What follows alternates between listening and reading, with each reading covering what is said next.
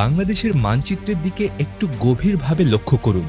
খেয়াল করবেন বাংলাদেশের ঠিক মাঝ বরাবর পূর্ব দিকে একটা ভূখণ্ড যেন আমাদের মানচিত্রের পেটের ভেতর ঢুকে আছে। 3 দিক থেকে বাংলাদেশ দিয়ে ঘেরা এই রাজ্যটির নাম ত্রিপুরা। ভাষাগত দিক দিয়ে ত্রিপুরার প্রধান ভাষা বাংলা। সংস্কৃতির দিক দিয়েও বাংলাদেশের সাথে তাদের রয়েছে অদ্ভুত এক মিল। আপনি যদি ত্রিপুরা রাস্তায় হাঁটেন, আপনার মনেই হবে না যে আপনি বাংলাদেশের বাইরে অন্য কোনো দেশে আছেন। কিন্তু এত মিল থাকা সত্ত্বেও এবং 3 দিক দিয়ে বাংলাদেশ পরিবেষ্টিত হওয়া সত্ত্বেও ত্রিপুরা কেন বাংলাদেশের অংশ নয়? অনেকেরই হয়তো মনে হতে পারে ত্রিপুরা যেহেতু বাঙালি হিন্দু অধ্যুষিত রাজ্য, তাই দেশভাগের সময় এটা স্বাভাবিকভাবেই ভারতের অংশ হয়েছিল। কিন্তু ইতিহাস এত সহজ নয়। আজকে ত্রিপুরায় বাঙালিরা সংখ্যাগরিষ্ঠ হলেও চরম সত্য হলো তারা এখানকার আদি সন্তান নয়। ইতিহাস ঘাঁটলে দেখা যায় ত্রিপুরার মূল আদিবাসী হল ত্রিপুরী জনগোষ্ঠী, যাদের ফেসিয়াল ফিচারে মঙ্গোলীয় ছাপ স্পষ্ট। ধর্মগত দিক থেকে এই আদিবাসীরা হাজার বছর ধরেই সনাতন ধর্মে বিশ্বাসী। নিজস্ব ভাষা ও সমাজ ব্যবস্থার মাধ্যমে মাণিক্য রাজবংশ শত শত বছর ধরে প্রবল প্রতাপের সাথে স্বাধীন এই রাজ্য শাসন করেছে। মুঘল এবং ব্রিটিশ এই 2 পরাশক্তির আমলেও ত্রিপুরা তার আলাদা রাজ্যের মর্যাদা ধরে রাখতে সক্ষম হয়েছিল।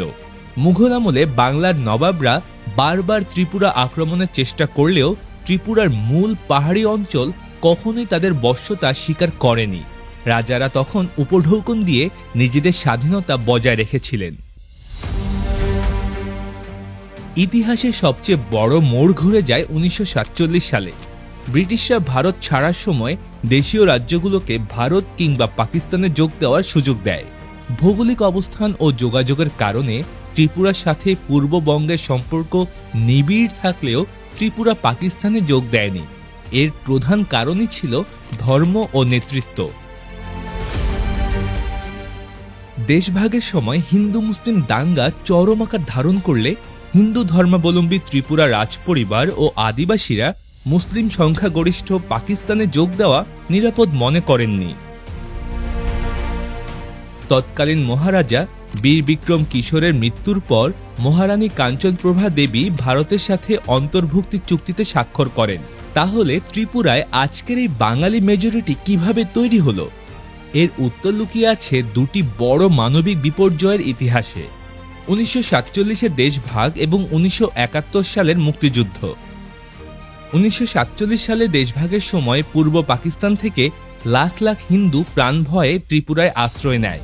রাজপরিবার সবসময় বাঙালিদের প্রতি সহানুভূতিশীল ছিল, তাই তারা শরণার্থীদের সাদরে গ্রহণ করে।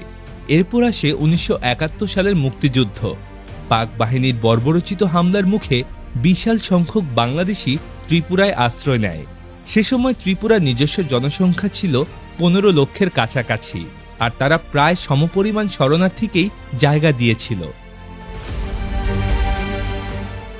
যুদ্ধ শেষে একটা বড় অংশ স্থায়ীভাবে ত্রিপুরাতেই থেকে যায়। এর ফলে ত্রিপুরার জনমিতি পুরোপুরি বদলে যায় এবং বর্তমানে রাজ্যের 65 থেকে 70% মানুষই বাঙালি হিন্দু। আজকে ত্রিপুরা এক অদ্ভুত দ্বৈত সত্তার রাজ্য।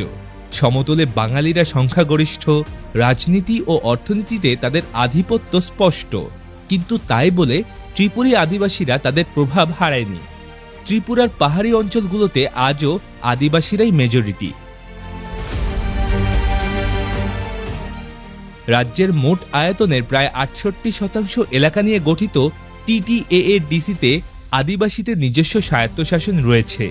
রাজ্যের রাজনীতিতে কে ক্ষমতায় যাবে তা নির্ধারণে এই আদিবাসী ভোট ব্যাংক আজও বিশাল প্রভাব বিস্তার করে। পরিশেষে ত্রিপুরা কেবল একটি রাজ্য নয়, এটা অভিবাসন, রাজকীয় ঐতিহ্য এবং ভূ রাজনৈতিক টিকে থাকার এক জীবন্ত জাদুঘর। মানচিত্র ও ভাষায় মিল থাকলেও এর গভীরে লুকিয়ে আছে হাজার বছরের রাজত্ব ও দেশভাগের করুণ ইতিহাস। আজকের আলোচনাটি কেমন লাগলো তা কমেন্ট করে অবশ্যই জানাবেন। আমাদের ইউটিউব চ্যানেল বায়োস্কোপ এবং ফেসবুক পেজ বাংলার চোখের সাথেই থাকুন।